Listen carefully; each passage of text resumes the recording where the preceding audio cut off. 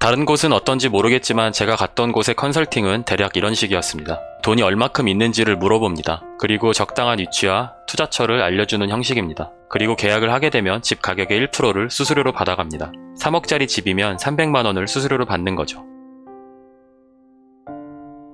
올해 제 나이는 35살이고요. 중소기업 다니면서 10년 동안 2억의 현금을 모았습니다. 정말 투잡 쓰리잡 뛰면서 커피 쏟아가면서 죽으라고 모았습니다. 작년 말 정도부터 서울에 집을 사려고 계속 알아보다가 얼마 전에 3억 6천에 공덕의 나홀로 아파트를 구입했습니다. 제 돈은 7천만 원 정도 들어갔고 2억 9천에 전세를 끼고 구입했습니다. 흔히 갭투자라고 하죠. 작년 말부터 유튜브와 책을 보면서 어디에 집을 사야 하나 고민을 많이 했는데요. 사실 서울의 집값이 미쳤다, 비싸다고 많이들 말하지만 제가 가진 돈으로도 서울에 대출 없이 살 수 있는 집이 있긴 있었습니다. 예전에는 그냥 적당히 돈 모으면 어차피 서울에서 아파트는 비싸서 못 사니까 그냥 대출 없이 살 수 있는 집 사서 거기서 직장생활 하면서 돈 더 모으고 결혼도 하고 평생 살면 되지 뭐, 이런 생각했던 건 사실인데요. 막상 집을 살 때가 돼서 이런저런 영상이나 책을 보다 보니까 생각이 좀 바뀌더라고요. 기왕이면 살기 더 좋은 것이면 좋겠고, 기왕이면 내가 산 집이 집값이 좀 올랐으면 좋겠다는 생각이 들더라고요. 물론 그냥 제 욕심일 수도 있습니다. 전문가나 유튜버들마다 의견이 조금씩은 달랐지만 대부분 동의하는 사실 하나는 서울 중심 업무지구 주변의 아파트에서 많은 사람들이 살기를 원하니까 사두면 집값도 많이 오를 거고 살기도 좋고 그냥 무조건 다 좋다라는 겁니다. 대표적으로 강남, 광화문, 여의도가 있습니다. 솔직히 저기에 집을 사면 좋다는 사실을 부정할 사람은 없겠지만 일단 제가 가진 돈으로는 어떻게 해도 이 지역의 아파트를 구입하는 건 불가능했습니다. 그래서 조금 더 집값이 저렴한 곳으로 눈을 돌리기로 하고 계속 유튜브와 책을 봤습니다. 근데 이게 공부를 좀 하다 보니까 적당히 영상 좀 보고 책 좀 읽는다고 집 구매에 대한 통찰력이 단기간에 생기는 게 절대 아니겠더라고요. 그리고 강남, 광화문, 여의도가 아니라고 하더라도 서울의 아파트 값은 제가 사기에는 돈이 많이 모자랐습니다.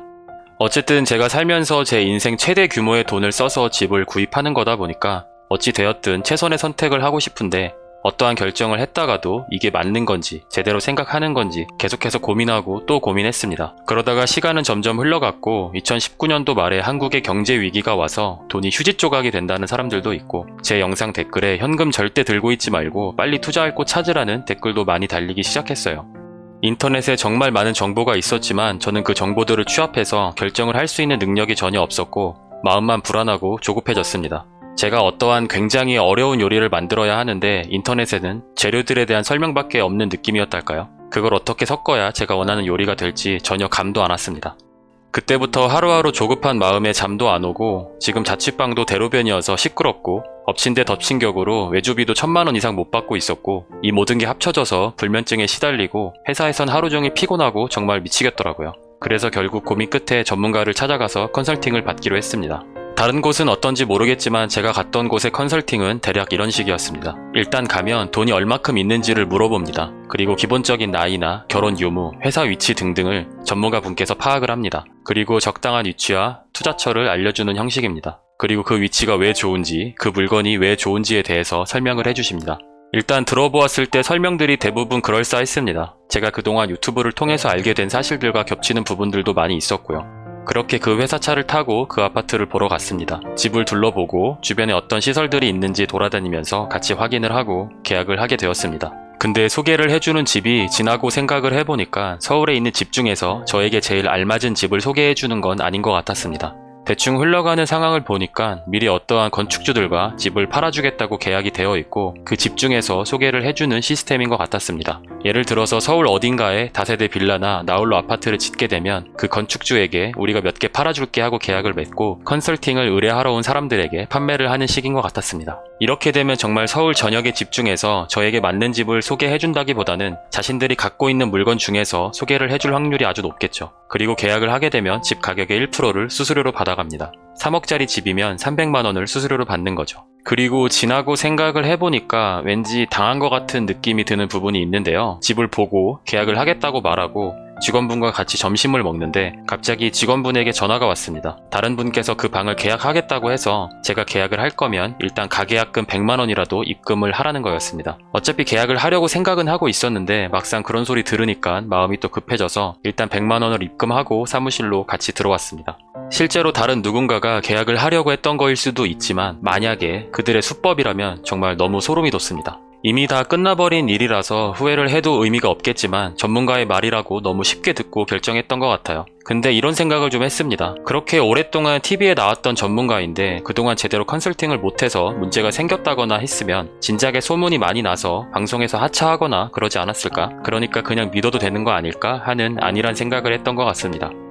그리고 혹시 오해하실까봐 말씀을 드리자면 전문가의 조언이나 상담, 컨설팅 자체가 잘못되었다거나 불필요하다는 건 절대 아닙니다. 저처럼 본인이 제대로 된 지식과 확신이 없는 상태에서 너무 맹신해서 구입하는 건 좀 위험하다는 걸 말씀드리고 싶은 겁니다.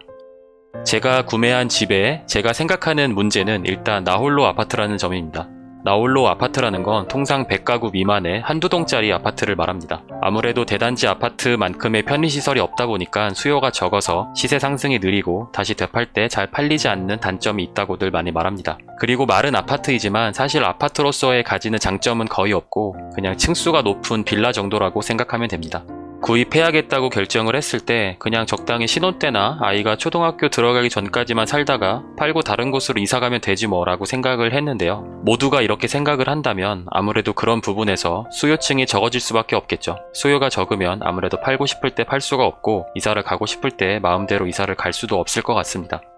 그리고 사고 보니까 세금 문제도 엄청 복잡하더라고요. 그 외에 수많은 문제들과 많은 걱정거리들이 생겼습니다. 물론 이런 모든 단점을 입지가 커버해서 적당히 잘 팔릴 거라는 의견들도 있긴 합니다. 하지만 이건 나중에 좀 지켜봐야 알 것 같습니다. 컨설팅 해주신 전문가분도 제대로 최선의 컨설팅을 해준 거일 수도 있습니다. 하지만 그 이후로도 계속 알아보고 공부하고 조언을 듣다 보니까 제가 가진 돈에서 분명히 더 최선의 선택이 있었을 거라는 생각이 드는 건 사실입니다. 부동산 구입에 있어서 절대로 조급해하면 안 된다는 말을 많이 들었는데 조급한 결정을 하고 나서야 깨닫게 되었습니다. 아마 오랫동안 실거주할 목적으로 생각을 했다면 좀 더 신중히 생각을 했을지도 모릅니다. 너무 투자 쪽으로만 생각을 했던 것 같아요. 현금을 그대로 쌓아두고 있다는 불안감과 조급함에 은행 이자보다만 수익이 더 나오면 아무래도 좋다라는 생각에 조급한 결정을 했던 것 같습니다. 계약을 하고 나서도 계속해서 그런 생각들이 머릿속에서 떠나질 않아서 좀 괴로웠습니다. 이미 벌어진 일이니까 그냥 받아들이자라는 생각을 했지만 지금도 후회가 많이 남습니다. 어쨌든 긍정적인 건 확실히 집을 구입하고 나니까 부동산과 경제 공부에 대한 필요성을 그 전보다 훨씬 많이 느끼게 되었고 부동산이나 세금 문제, 정부의 부동산 정책에 대해서 그 전보다 관심도가 몇 배 이상 올라간 것 같습니다. 집을 구입하고 나서도 나중에 집을 옮기거나 다른 집을 구입하게 될 때를 대비해서 계속 관심을 가지고 책도 보고 있습니다. 확실히 전문가의 말도 중요하지만 제가 스스로 부동산 구입에 있어서 어떤 게 저에게 더 이로운지를 구별할 수 있는 통찰력을 지니려면 앞으로는 조급함을 버리고 꾸준히 유튜브 보고 책을 읽으면서 공부하는 거 말고는 방법이 없을 것 같습니다.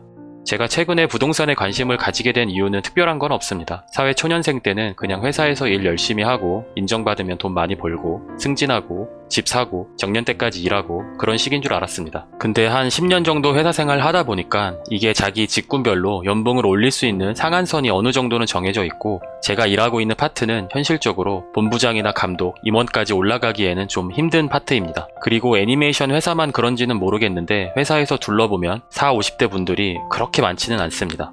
나중에 결혼을 하고 아이를 키우게 되었을 때 혹시라도 40대 중후반에 퇴직을 하게 된다고 생각하면 정말 끔찍합니다. 사람이 어떤 목표를 가지고 인생을 살던지 간에 돈이 있어야 먹고 살 수 있겠죠. 미래에 혹시라도 원치 않는 시점에 직장 생활을 그만해야 하는 상황이 올 때를 대비해서 미리 재테크 공부를 해둬야겠다고 생각을 했고 아직 저는 아는 게 많이 없어서 어려울 수도 있지만 제일 현실적인 재테크가 현재로서는 부동산 공부라고 생각을 하고 있습니다.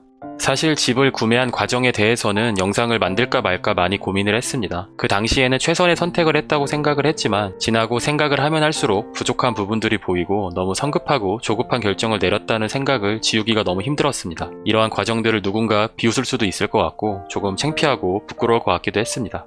그럼에도 굳이 영상으로 만들게 된 이유는 제 채널에 18세에서 34세까지의 구독자가 비율로 봤을 때 제일 많은데요. 혹시 저처럼 집을 구매하려고 하는 분들은 제 경우를 보시고 조급하지 않게 집을 구매하셨으면 좋겠고요. 좀 더 어리신 분들은 한 살이라도 어릴 때부터 경제나 부동산에 대해서 관심을 가지고 미리미리 지식을 쌓아두면서 나중에 집을 구매할 때 좀 더 현명하게 판단하셨으면 하는 바람입니다. 이게 몇 달 공부한다고 되는 게 절대 아니어서 미리미리 준비할수록 좋은 것 같습니다.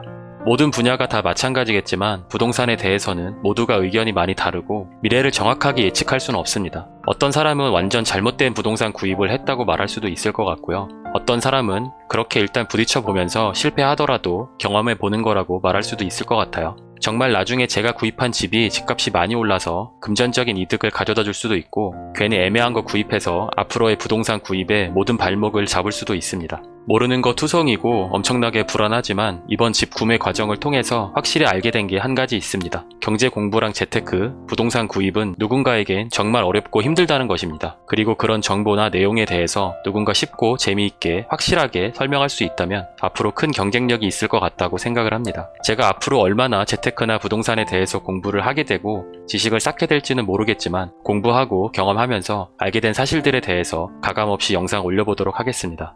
그럼 오늘도 영상 끝까지 봐주셔서 정말 감사드립니다. 궁금하신 부분 있으면 댓글 달아주세요. 감사합니다.